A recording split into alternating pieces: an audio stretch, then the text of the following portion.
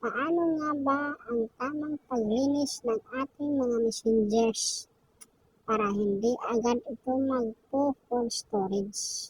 Sundan nyo ako guys. Pindutin yung setting. Then apps. Scroll down mo lang yun guys. Hanapin nyo yung messengers app nyo. Ayan guys. Pindutin yung storage. Ayan guys oh. Napakaraming mga yung user data nyo ay 142.62 MB. This, yung total dito guys ay 343.99 MB.